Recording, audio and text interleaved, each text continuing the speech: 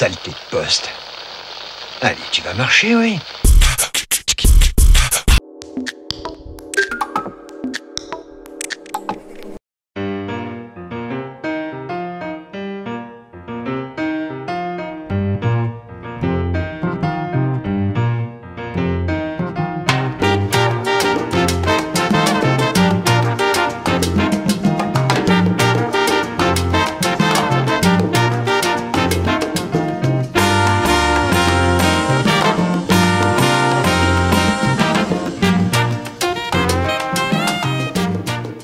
Bien, alors bonjour Julien. Bonjour.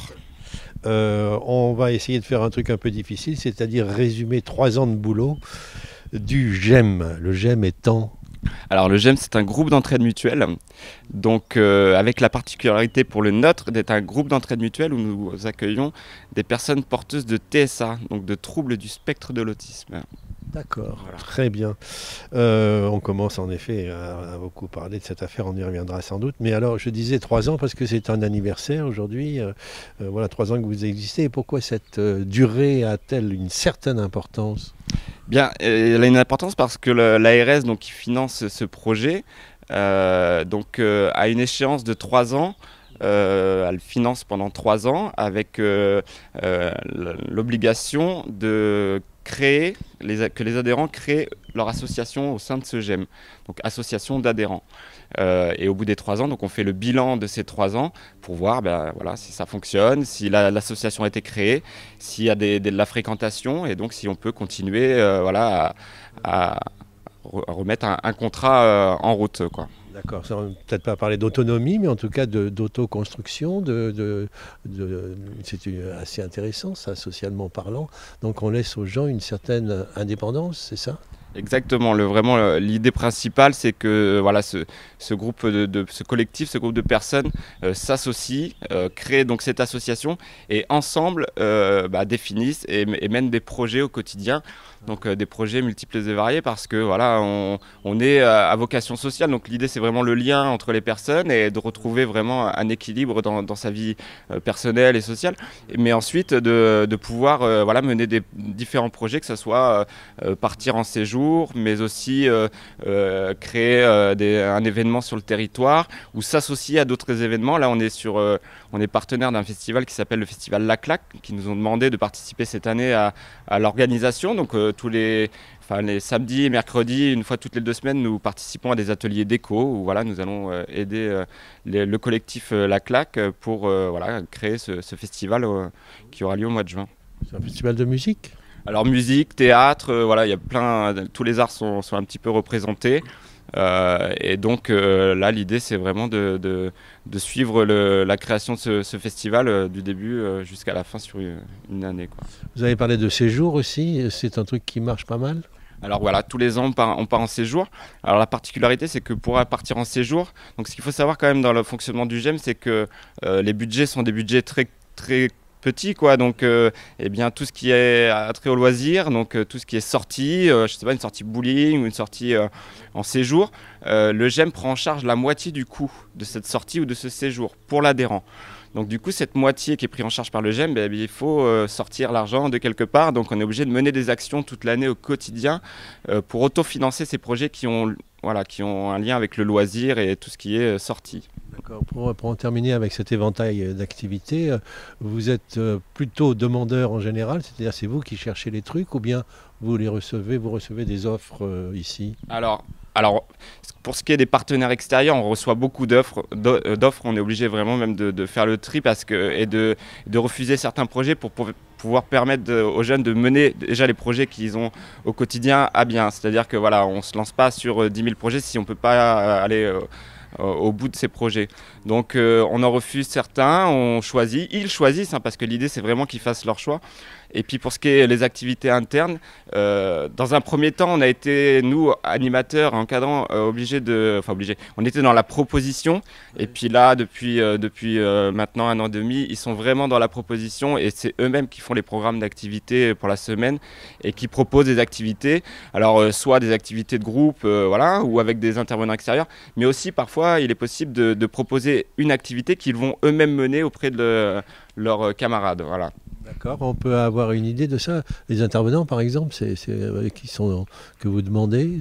Alors actuellement, pour exemple, on a une personne qui est en formation Shiatsu et qui vient donc les mardis et jeudis en matinée proposer du Shiatsu donc sur la semaine. Ça fait 4 personnes qui font une séance de Shiatsu par semaine. Voilà. C'est de la gymnastique chinoise, c'est ça, non? Alors c'est pas de la gymnastique chinoise, c'est une sorte je ne sais pas comment définir, c'est de la relaxation, c'est basé sur les massages et sur les énergies, donc c'est l'idée de se sentir bien en sortant de ces... C'est pas loin du yoga, tout ça. Voilà, on est dans ces eaux-là, là, le yoga, le qigong, choses comme ça, quoi.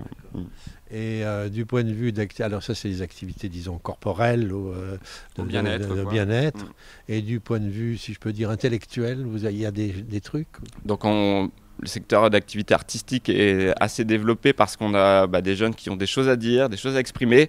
Donc on essaye, nous, de leur mettre à disposition tous les supports possibles, que ce soit l'art plastique, mais aussi ça peut être sculpture, ça peut être tout un tas de disciplines artistiques.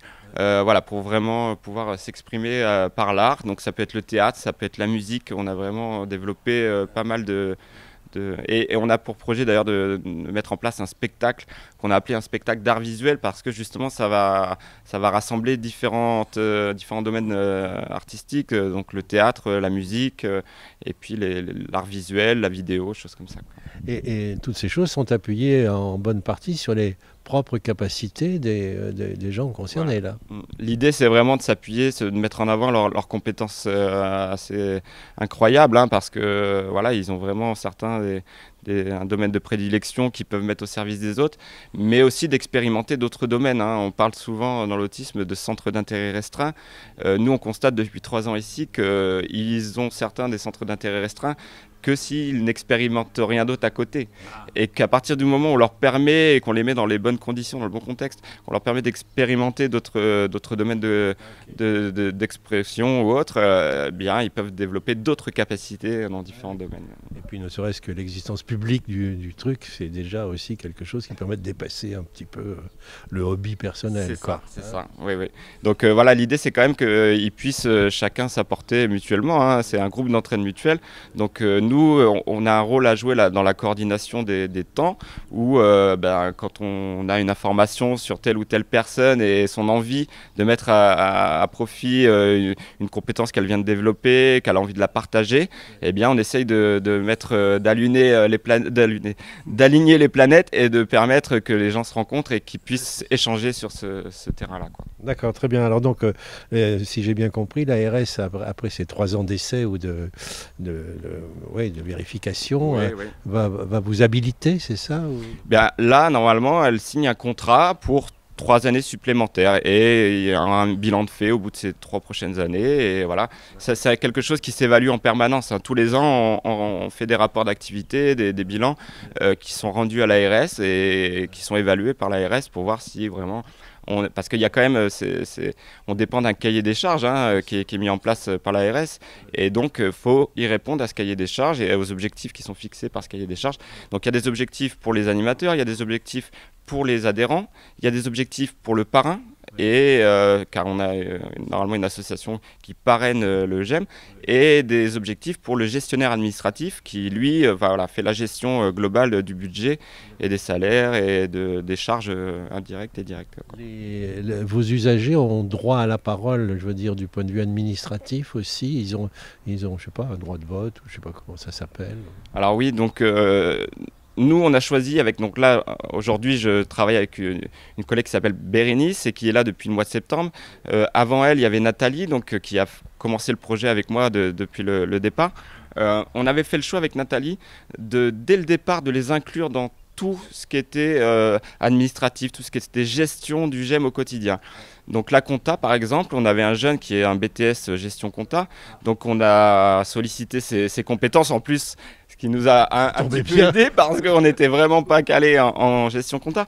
Donc c'est lui qui a mis en place tout ce qui est tableur, tout ce qui est gestion compta sur Excel et qui nous a fait notre comptabilité et qui l'a géré au quotidien. Donc oui, ils sont intégrés vraiment. Et puis l'idée, c'est qu'ils puissent vraiment décider des choses et que voilà. Donc quand on part sur un projet ou qu'il y a une décision à prendre de séjour ou d'activité, l'idée c'est d'avoir l'avis du groupe. Donc on laisse passer un temps, en général 1 semaine ou 2 semaines, qu'on ait le temps de voir tout le monde pour que chacun puisse se positionner sur ce projet et donner son avis. Voilà, Et de la même façon, est-ce que, alors peut-être que c'est pas une bonne idée, mais est-ce que la famille des usagers est engagée aussi dans cette affaire?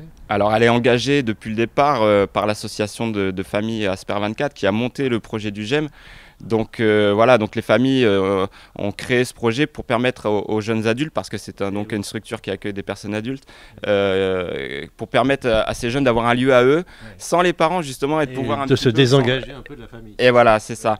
Donc ils sont là, ils sont présents. Si on a besoin d'eux, ils sont là parce que comme on mène des actions au quotidien, si on a besoin, je sais pas, on fait un vide-grenier de matériel ou autre, ils peuvent mettre des choses à disposition. Ils nous font confiance. Ils nous font confiance, donc ils rentrent un petit peu, mais ils sont pas imposants et on travaille de loin avec eux pour permettre à ces jeunes de prendre vraiment tout. C'est leur lieu, ils sont identifiés ici pour être chez eux. Ils ont même compris qu'il valait mieux pas trop intervenir. Voilà, oui, ils ont compris en bonne intelligence et du coup ça se passe quand même très très bien avec les familles. Nous on est quand même très très proche d'eux, c'est-à-dire que voilà, pour nous la parole des familles est quand même très très importante parce qu'il y a un passif avec ces familles et ces jeunes qui sont quand même souvent très lourds. Il faut savoir quand même ce qu'ils ont vécu pour la plupart, que ce soit dans les scolarisations ou dans les différentes prises en charge qu'ils ont eues. Ils ont vécu quand même des choses vraiment difficiles et qu'il y a quelque chose, il y a un passé, il faut le prendre en charge, il faut vraiment le prendre en compte plutôt pour voilà, avancer au mieux avec ces personnes au quotidien, quoi. D'accord, on va vous laisser là. Peut-être une dernière question qui fâche un peu, je ne sais pas, mais cette étiquette autisme pèse, tel vous venez de faire allusion à leur passé un peu lourd. Est-ce que c'est l'étiquette qui pèse? Est-ce qu'ils peuvent y faire quelque chose? Enfin, oui, ils peuvent renvoyer leur propre vécu sur ce truc. Donc là-dessus, malheureusement, quand on parle d'autisme, ça véhicule deux clichés forts. Le premier est, quand on parle d'autisme, les gens voient soit une personne déficiente lourde, soit une personne avec un génie incroyable. Sauf que 90% de la population autiste est entre les deux. Donc on parle bien d'un spectre de l'autisme. Du coup, forcément que nos jeunes ne s'y retrouvent pas dans ces clichés-là. Et pour dénoncer ça, on mène des actions au quotidien, des actions de sensibilisation. Donc ça fait 3 ans qu'on intervient dans les écoles du Bergeracois et même un peu plus loin, qu'on intervient dans des colloques, dans des conférences où nous sommes invités, où nous, adhérents surtout, viennent témoigner de leur parcours et viennent sensibiliser les gens à ce qu'est vraiment leur autisme à eux, parce que voilà, c'est... L'autisme n'est pas ce qu'on croit. Voilà, exactement. Et puis c'est quand même quelque chose qui peuvent les handicaper au quotidien d'avoir ces étiquettes-là. Voilà. Merci beaucoup, Julien. Avec plaisir. C'est très sympa. Bonjour Thomas. Bonjour. Après avoir interviewé Julien sur la façon dont le GEM s'était constitué, le GEM Le Tremplin, qui se trouve à la Brunetière à Bergerac, je suis très content de te poser quelques questions, puisque tu es le premier d'ailleurs président du GEM qui est devenu association maintenant. Et donc une assemblée générale s'est tenue, et donc tu es président du GEM Le Tremplin, c'est bien ça ? Oui, c'est bien ça, depuis décembre 2018. Décembre 2018, donc vous avez franchi le cap d'autonomisation, en tout cas d'indépendance de la structure. Donc les membres du bureau sont tous des personnes qui sont tous usagers du GEM. Oui, ce sont tous majoritairement des anciens depuis l'ouverture du GEM. Donc il y a Rémi Castello qui est secrétaire, Rémi Laubert qui est trésorier adjoint, Thomas Sens qui est trésorier et moi président, accompagné de 2 vice-présidents, Valentin le chanteur dont vous avez déjà entendu parler sans doute, et Yacine Manard. Bien, il y a 3 ans quand on est venu, il y avait quelques usagers qui étaient là, qui nous ont présenté un petit peu leurs travaux. Est-ce qu'il y a une évolution en termes de nombre? Est-ce qu'il y a une croissance du nombre d'usagers, donc de membres du GEM? Aujourd'hui, on est 25. D'accord.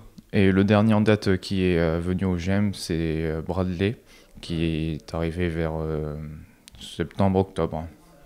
Ok, 25, et qui arrive de Dordogne, Lot-et-Garonne. Je crois que c'est assez vaste d'un point de vue géographique. Tu peux nous repréciser un peu les choses peut-être?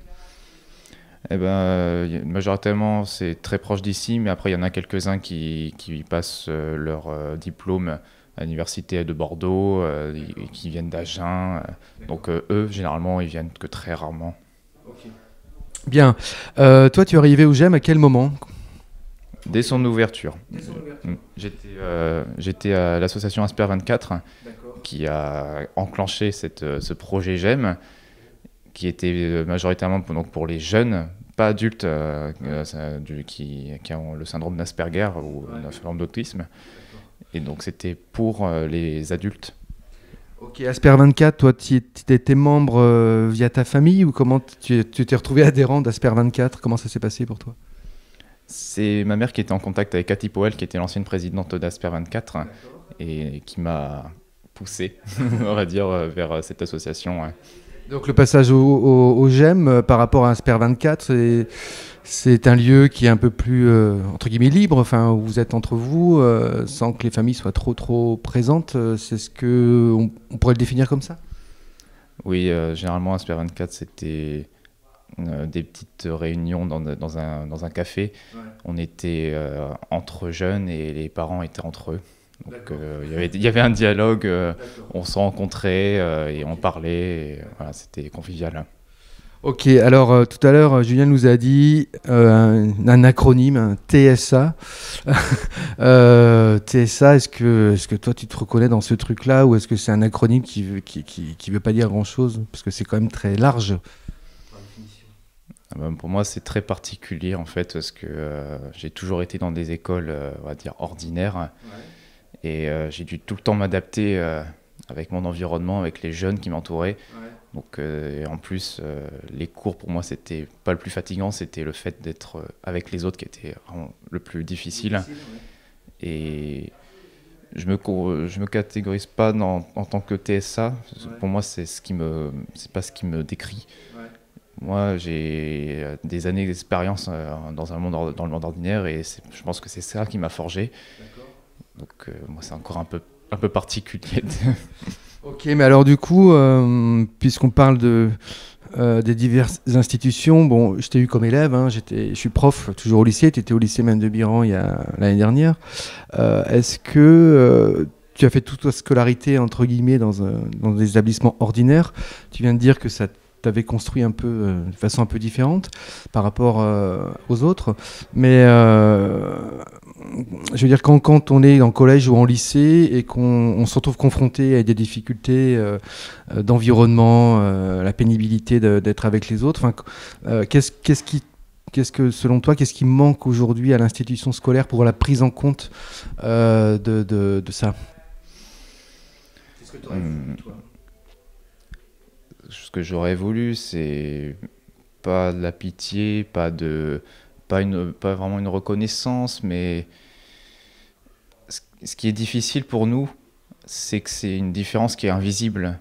Ouais. Et moi, dans mon cas, en plus, je n'en parlais pas. Ouais. J'essayais de cacher ça et de porter un masque, en fait. Ouais. Donc, faire quelque chose, je n'en ai aucune idée de ce qu'on pourrait faire. Ouais. Mais si c'est le cas, c'est un cas très difficile, je pense, de déceler cela, déjà. Ouais. Et c'est très compliqué. Et quand tu es rentré au GEM il y a 3 ans, tu étais au lycée, donc, Manne de Biran. Donc cette structure t'a permis de faire des activités. On a relevé les activités avec Julien, on en reparlera peut-être.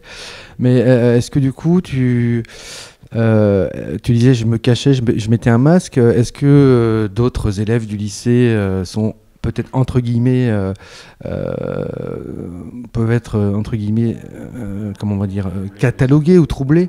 Est-ce que tu en as rencontré quelques-uns, ou est-ce que toi tu te cachais totalement en disant je veux absolument rien avoir à faire avec des personnes qui auraient les mêmes difficultés que moi? Enfin, est-ce que tu as eu connaissance, ou est-ce que tu t'es rapproché de personnes qui auraient pu être intéressées par le GEM, sachant que tu savais que ça existait? Au sein de Manne de Biran, J'ai juste rencontré une personne qui était intéressée, c'était Benoît. J'avais du coup qui était un ancien élève aussi.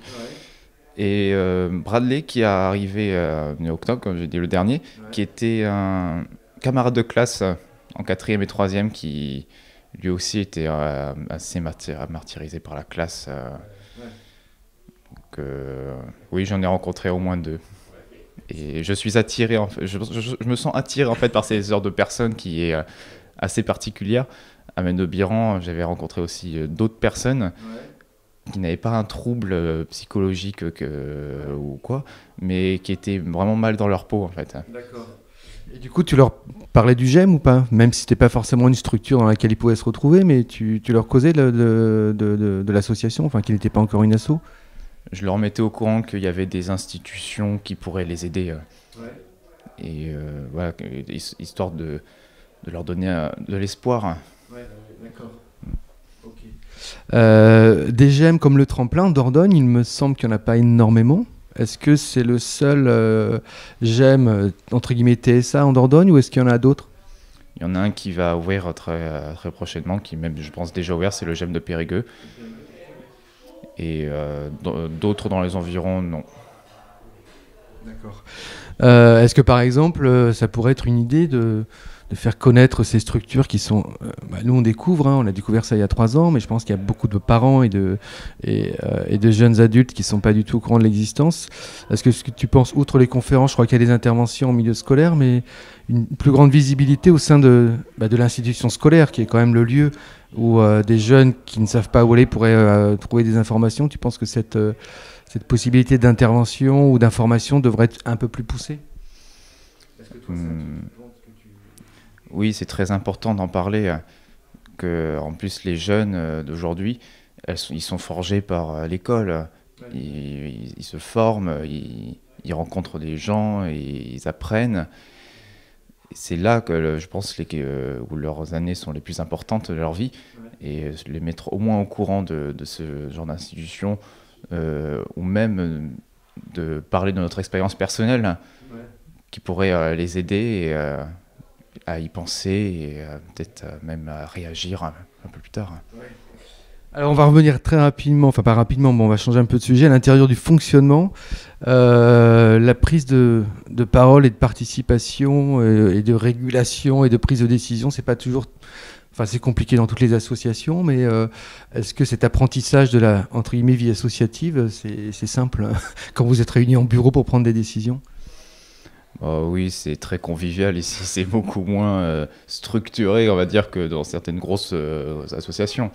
On prend des décisions ensemble, on choisit le planning ensemble, et tous les événements, projets à venir, on en parle en temps asso ou en CA. Et oui, c'est pas vraiment une prise de tête, on en parle, on se met tous d'accord, et on demande les opinions de tout le monde, et on réagit en selon. Bien, alors les projets, on les a déjà évoqués. Est-ce qu'il y en a un qui vous tient particulièrement à cœur? Je crois qu'il y a l'association avec la claque qui est en train de se faire pour le festival.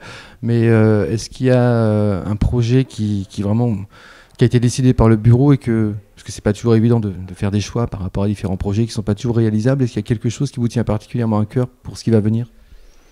Oui, ce sera en été, ce sera les projets sortie, on va dire. Il y a plein de mini-projets qu'on est en train de faire actuellement. Donc, marché, vide-grenier, intervention, et tout l'argent qu'on va gagner, ce sera pour les sorties en été. Comme moi, j'étais scolarisé jusqu'à l'année dernière, j'ai pas pu y être. Donc, j'aurais bien aimé partir, par exemple, en montagne, à Vèze ou aux Pyrénées. Donc, je pense qu'à ça actuellement. Et puis dernière question, le GEM a aussi une vocation comme on dit, d'insertion sociale. Est-ce que tu as des exemples d'usagers, ou même toi-même, par rapport à une recherche de boulot, ou déjà une connexion un peu plus facile avec la société? Est-ce que tu as, toi, des exemples précis à nous dire, des obstacles ou des réussites? J'ai 2 exemples concrets. Il y a Gary Powell qui était en recherche depuis quelques années Et depuis l'année dernière, il a fait un bilan de compétences et maintenant il est à fond dans la photographie. Il va faire un stage là-dessus. Et il y en a une autre usagée qui est Anne-Sophie, qui elle, c'était vraiment un cas encore plus particulier. C'était beaucoup plus difficile pour elle de la faire sortir. Et elle a fait un stage il y a quelques semaines, son tout premier stage, et qui s'est après très bien passé. Et après, voilà, ça avance tout doucement. Hein. C'est vraiment pas par pas. On les force pas à réagir. On dit pas tu dois faire ça. Il faut que ça soit eux qui prennent l'initiative de le faire. Hein, et on peut juste les encourager. Hein. Okay. Bah, merci beaucoup Thomas et bonne continuation. Merci. Saleté de poste. Allez, tu vas marcher, oui.